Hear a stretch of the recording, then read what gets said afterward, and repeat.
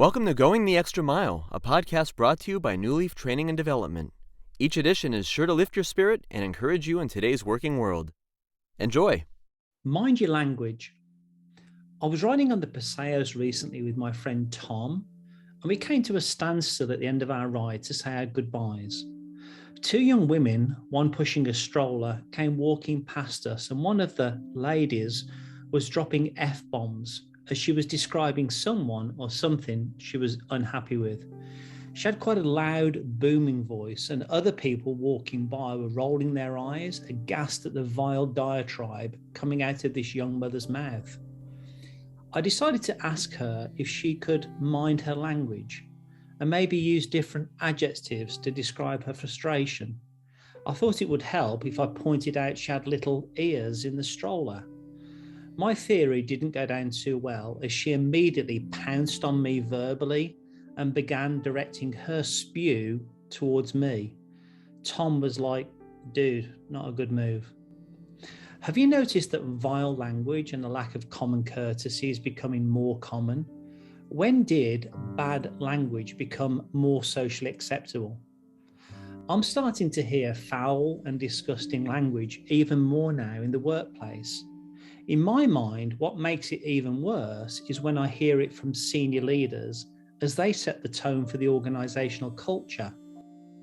I was in a client meeting recently and the chief operating officer started dropping F-bombs to express his frustration about a situation with someone.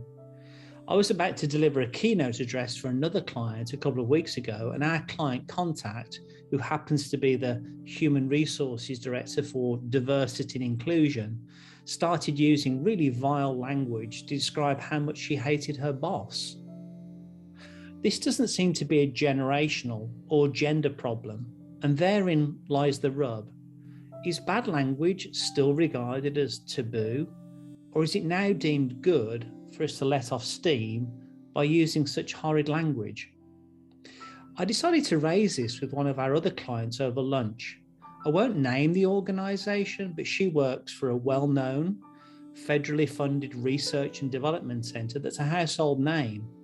The lady I'm referring to is very smart. She has a master's degree in organisational development and works in human resources at a very senior level. After sharing my observations with her about the increasing use of bad language in general discourse, and especially within the workplace, she rather patronisingly told me that the use of colourful language has now been scientifically proven to be a good way of letting off steam. She continued by explaining to me it can be an effective way of the distributor of such diatribe to let go and distress. I was absolutely stunned when she said her organisation now actively encourage their leaders to swear in meetings as they believe it creates a better, more inclusive and healthier culture. Huh? Driving home, her highfalutin suggestions were racing through my feeble mind, and it occurred to me that there seemed to be no recognition whatsoever of how the person on the receiving end of the foul language was impacted. It all seemed to be about how the person dishing out the dirt felt.